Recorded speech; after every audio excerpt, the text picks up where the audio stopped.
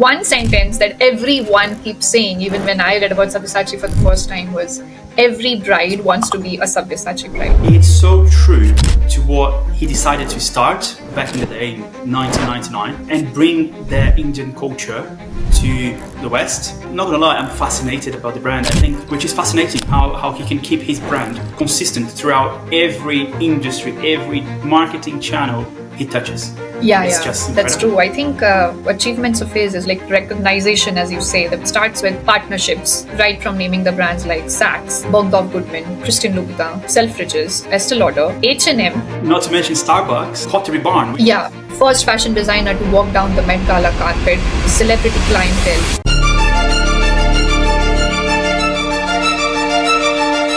Hello everyone, and welcome to another episode of JSTM Marketing, a podcast where we analyze a brand, a campaign, a story.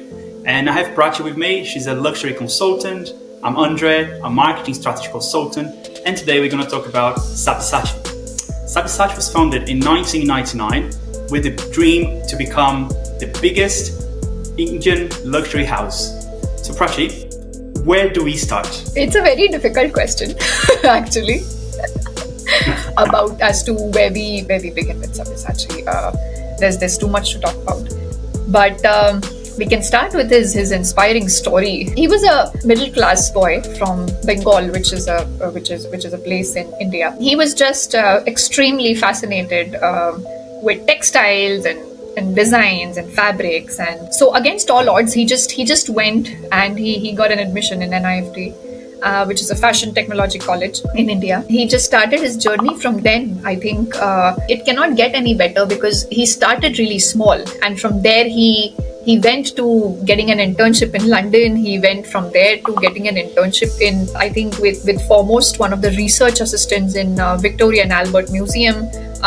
From winning the Femina, the Newcomer Designer of the Year award, to becoming the anonymous luxury label to what he is right now. And I think one sentence that everyone keeps saying, even when I read about Sabyasachi for the first time, was every bride wants to be a Sabyasachi bride. So that's a new thing. Back then it was a very new thing for me. But Andre, you just read about the brand. You just read about the man and his vision and his dream. So I would love to know your thoughts about what you read and how do you like it. Yes. So as you know, I didn't know about the brand before we were having our meeting to decide what we're going to talk about on the podcast moving forward, the second season and so on. And I'm not going to lie, I'm fascinated about the brand. I think it's so true to what he decided to start back in the day, in 1999, and bring the Indian culture to the West. Because when you look his story and how the brand basically started from where it was to where it is now, he thought there was a market gap. And again, it's all going back to marketing strategy, right? Marketing research and everything. So he understood there was a gap. There was a lack of awareness for Indian luxury clothing history in West. So in the Western world, right? And he then decided to start. So when you look his designs, I mean, I'm by no means a fashion person, but when you look at the designs and you see the brand, it's so fascinating how he incorporates the Indian tradition history into his products. I just don't want to jump too forward ahead, but when you look at partnerships, you can still see the brand.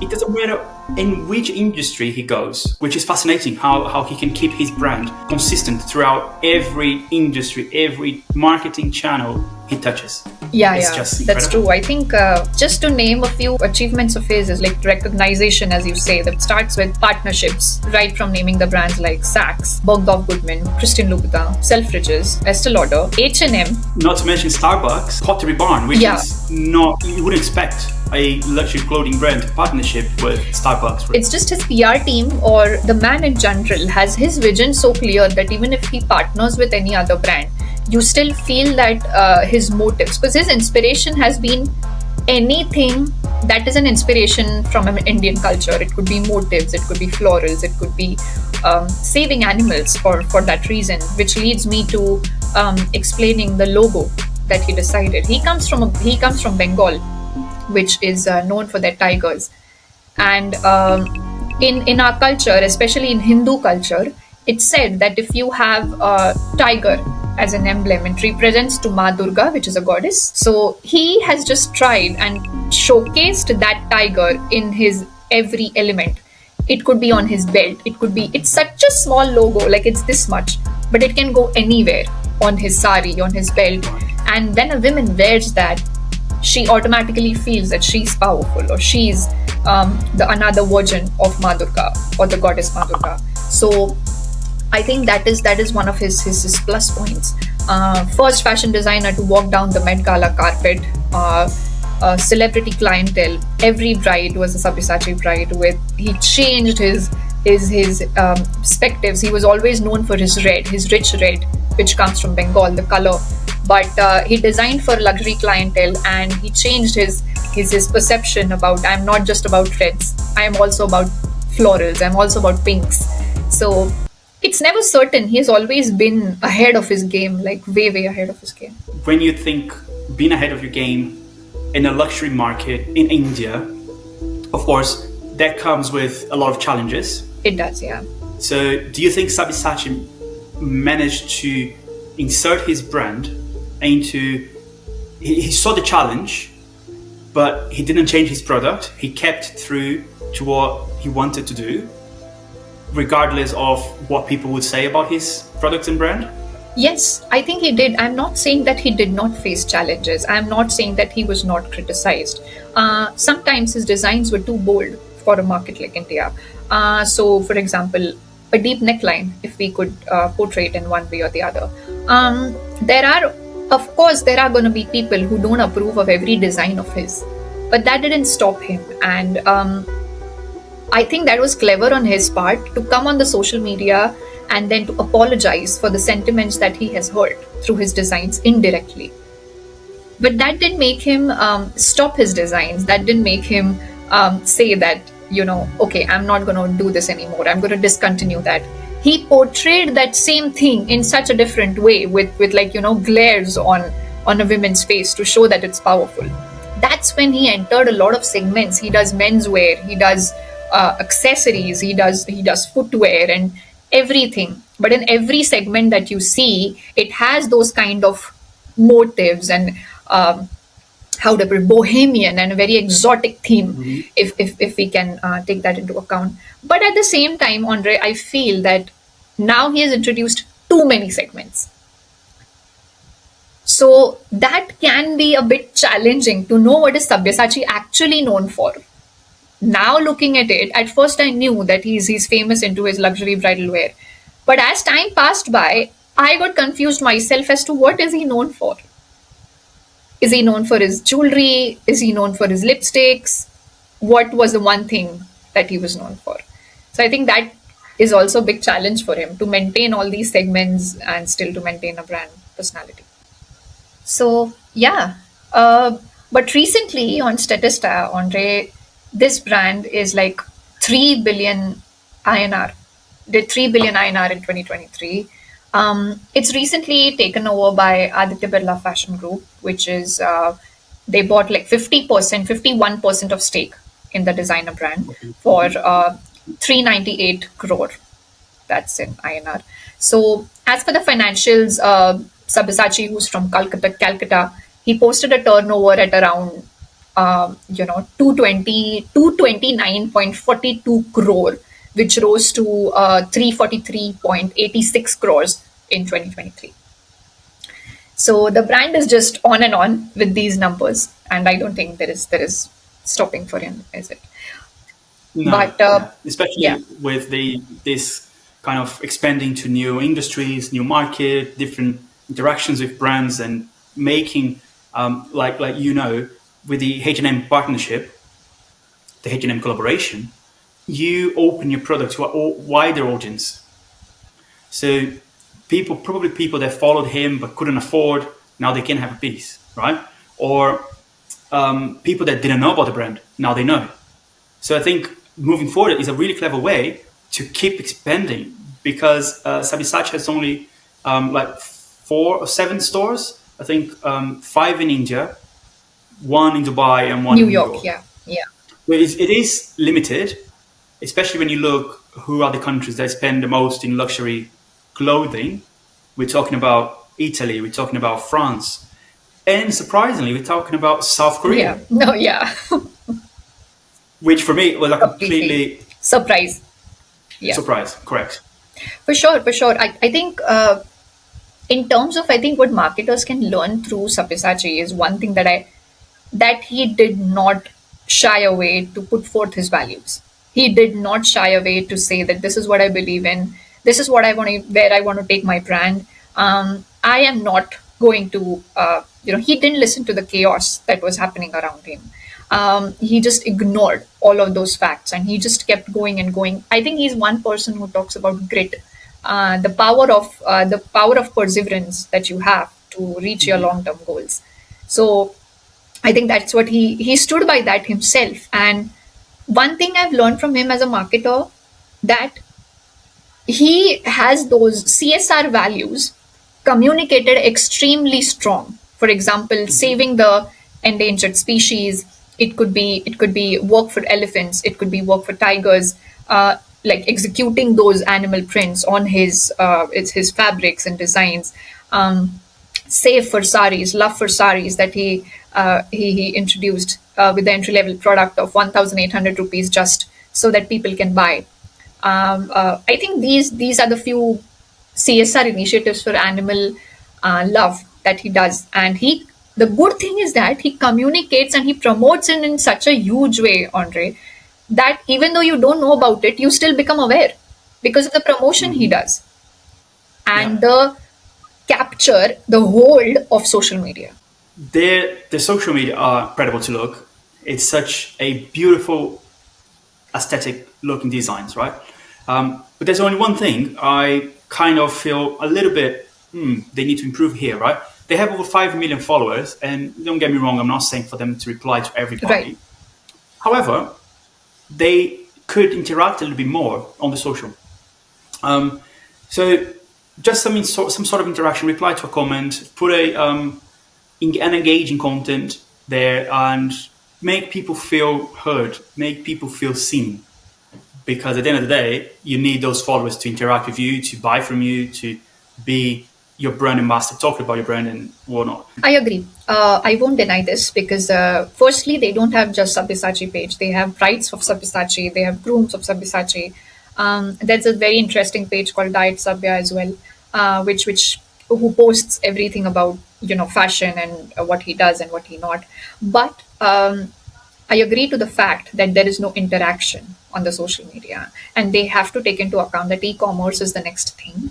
So they have to go more deep into it. I agree. Yeah, yeah. But it is a beautiful brand to look. It is a beautiful brand story to read about. I was fascinated by it. Yeah. So, Rachel, shall we do a quick swap? Yes, we can do a SWOT. I think if I start with strengths, I think heritage is one of his strongest point. Heritage and history, luxury clientele, like always celebrity clientele on top of it. That is again one of his top strengths. Very value driven and emotional connect. Again, there are literally videos of brides unpackaging the Sabyasachi lehenga. YouTube, his story, social media is his thing because he explains his journey so well. He takes you through his studio, so there's an engagement there. I think weaknesses, again, as I said, that he has too many segments. So that is one thing that they're not able to capture every segment in the best possible way, or for some reason that's not communicating to us well. So I think that is one of the weakness. And again, price point. But again, he is targeting a luxury clientele, so fair enough on that part. But if he is looking for expansion and if he looks to collaborate with brands like H&M, he can do more of entry level products. So, do you want to share some opportunities and threats? Yeah, sure. So one of the opportunities I was going to talk about, you already mentioned, which is an expansion to different markets through partnerships. It is a cost-effective and very effective way, actually, to enter new markets. Instead of Sabyasachi just going and open a new store at, I don't know, Regent Street or Oxford Circus, they can have several locations partnership with H&M. So it is, and then I would look definitely on the other high expenditure countries, luxury, some of those lines that people are already consuming your product. Not so much Sabyasachi, but they consume luxury. So I would take it as an opportunity to look into that. Threats, the economy worldwide, the insecurity around what's going to happen. Unfortunately, there's wars going on, and that affects money everywhere. And so people need to be conscious about spending. Don't know the inflation going to go up, going to go down, do I spend more or less, and that affects everybody. And when you talk about luxury, again, we have to be careful with counterfeited items, fake items, and those cheap from countries where it is kind of harmful to the brand. We've seen that happen quite a lot in Brazil with brands such as Lacoste or Oakley. They lost market share and they lost market value because of the counterfeited items, because you don't want to be associated with an item that it's not a legitimate real one. I agree. This is a huge threat, especially for luxury, because it's known for their craftsmanship. It's craftsmanship preservation. It's an artist preservation. It's just there are a lot of emotions attached to how a craftsman is building or sewing or it's handmade. When you say it's handmade, there are a lot of things attached to just thread weaving. So there's a lot of emotions that go, and when it's affected by a thing like counterfeit, it just doesn't come across really well. So I completely agree. And going back to when you said on market research, there's this theory of how do you research about an information. It could be internal factors, it could be external, it could be ongoing involvement, specific interest. So I think all these target points this brand is trying to capture, because again, luxury is anti-laws of marketing. They won't market it in a regular way, but just need to be a tad bit careful of how can you still maintain that kind of paucity, that I still don't have access to this brand paucity. So that's when I think I'm going to take you to the store. You have to come to India, and I'm going to take you to the Mumbai store, where you're going to experience the utmost amount of attribute priming, where you're going to smell the roses from Bengal as soon as you enter their store. That sounds good. I'm up for it. Let's go. And that's something we talked about already. Visiting you in India and you taking me everywhere. I can't wait for that. Oh my God, yeah. I think we're gonna record all that. I'm gonna record your first reaction when you go to the store. Let's do it. I love it. Nice. Cool. I think this episode has come to an end. It was, for me personally, really inspiring to research and discover such a significant brand for the Indian luxury market that brings the values, bring tradition, and bring a strong sense of purpose. I'm completely blown away by it, as you can tell. I'm glad. I think because of you, I also got to research more about it, and just proud to be coming from a place where he designs. And I don't think I've been able to do justice as to what all he still does and not, but just tried as much as we can. So I hope you all enjoyed, and please do subscribe. If you have any questions, please shout out through comments, and we'll hit a reply. And we'll see you in the next episode.